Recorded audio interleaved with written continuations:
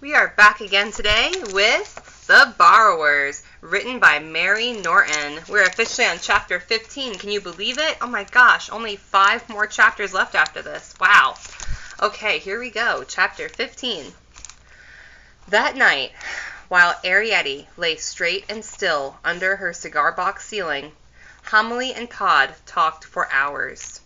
They talked in the sitting room, they talked in the kitchen, and later, much later, she heard them talk in their bedroom. She heard drawers shutting and opening, doors creaking, and boxes being pulled out from under beds. What are they doing, she wondered. What will happen next? Very still she lay in her soft little bed with her familiar belongings about her. Her postage stamp view of Rio Harbor. Her silver pig off a charm bracelet. Her turquoise ring, which sometimes for fun she would wear as a crown. And the dearest of all, her floating ladies with the golden trumpets tooting above their peaceful town. She did not want to lose these, she realized suddenly, lying there as well. Adventure and safety mixed, that's what she wanted. And that, the restless bangings and whisperings told her, is just what you couldn't do. As it happened, Homily was only fidgeting, opening drawers and shutting them, unable to be still.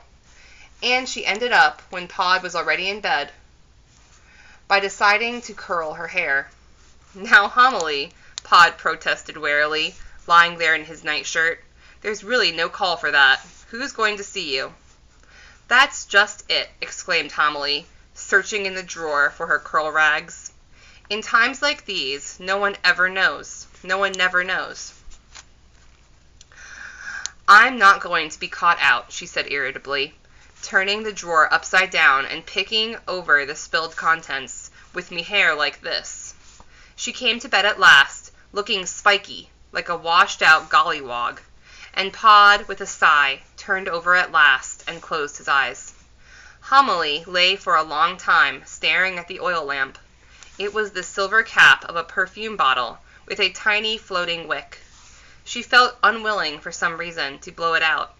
There were movements upstairs in the kitchen, and it was late for movements. The household should be asleep, and the lazy curlers pressed uncomfortably against her neck. She gazed, just as Arrietty had done, about the familiar room. Too full, she realized, with little bags and boxes and makeshift cupboards. And thought, now what? Perhaps nothing will happen at all. After all, the child perhaps is right, and we are making a good deal of fuss about nothing very much. This boy, when all's said and done, is only a guest perhaps, thought Homily. He'll go away again quite soon, and that, she told herself drowsily, will be that. Later, as she realized afterwards, she must have dozed off, because it seemed she was crossing Parkin's Beck. It was night, and the wind was blowing, and the field seemed very steep. She scrambled up it, along the ridge by the grass pipe, sliding and falling in the wet grass. The trees, it seemed to Homily, were threshing and clashing, their branches waving and sawing against the sky. Then, as she told them many weeks later, there was a sound of splintering wood, and Homily woke up. She saw the room once again, and the oil lamp flickering, but something she knew at once was different. There was a strange draught, and her mouth felt dry and full of grit. Then she looked up at the ceiling. "Pod!" she shrieked, clutching his shoulder. Pod rolled over and sat up. They both stared at the ceiling. The whole surface was on a steep slant, and one side of it had come right away from the wall. This was what had caused the draught. And down into the room, to within an inch of the floor of the bed, protruded a curious object. A gray steel bar with a flattened, shining edge. "It's a screwdriver," said Pod. They stared at it, fascinated, unable to move. And for a moment all was still. Then slowly the huge object swayed upward until the sharp edge lay against their ceiling, and Homily heard a scrape on the floor above, and a sudden human gasp. "Oh, my knees," cried Homily. "Oh, my feeling." As with a splintering wrench, their whole roof flew off and flew down with a clatter, somewhere out of sight. Homily screamed then, but this time it was a real scream, loud and shrill and hearty. She seemed almost to settle down in her scream, while her eyes stared up, half interested, into empty lighted space. There was another ceiling, she realized, away up above them. Higher, it seemed, than the sky. A ham hung from it, and 2 strings of onions. Arrietty appeared in the doorway, scared and trembling, clutching her nightgown. And Pod slapped Homily's back. "Have done," he said. "That's enough." And Homily suddenly was quiet. A great face appeared then between them and that distant height. It wavered above them, smiling and terrible. There was silence, and Homily sat bolt upright, her mouth open. "Is that your mother?" asked a surprised voice after a moment, and Arrietty from the doorway whispered, "Yes." It was the boy. Pod got out of bed and stood beside it, shivering in his nightshirt. "Come on," he said to Homily. "You can't stay there." But Homily could. She had her old nightclothes on, with the patch in the back, and nothing was going to move her. A slow anger was rising up in Homily. She had been caught in her hair curlers. Pod had raised his hand to her, and she remembered that. In the general turmoil, and for once in her life, she had left supper washing up for morning. Oh my gosh. He took the ceiling off of their house. He ripped up the floorboards to look inside. I would be very afraid if I were these borrowers. And there it would be on the kitchen table for all the world to see. She glared at the boy. He was only a child, after all. "Put it back," she said. "Put it back at once." Her eyes flashed, and her curlers seemed to quiver. He knelt down then, but Homily did not flinch as the great face slowly came closer. She saw his under lip, pink and full, like an enormous exaggeration of Arrietty's, and she saw it wobble slightly. "But I've got something for you," he said. Homily's expression did not change, and Arrietty called out from her place in the doorway, "What is it?" The boy reached behind him, and very gingerly, carefully to keep it upright, he held a wooden object above their heads. "It's this," he said, and very carefully, his tongue out and breathing heavily, he lowered the object slowly into their hole. It was a doll's dresser, complete with plates. It had 2 drawers in it and a cupboard below. He adjusted its position at the foot of Homily's bed. Arrietty ran round to see better.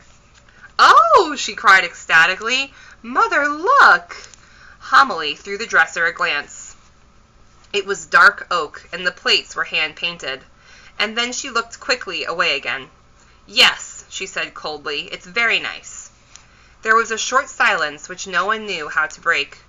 "The cupboard really opens," said the boy at last, and the great hand came down all amongst them, smelling of hand soap. Arrietty flattened herself against the wall. Pod exclaimed, nervous, "Now then!" "Yes," agreed Homily after a moment, "I see it does."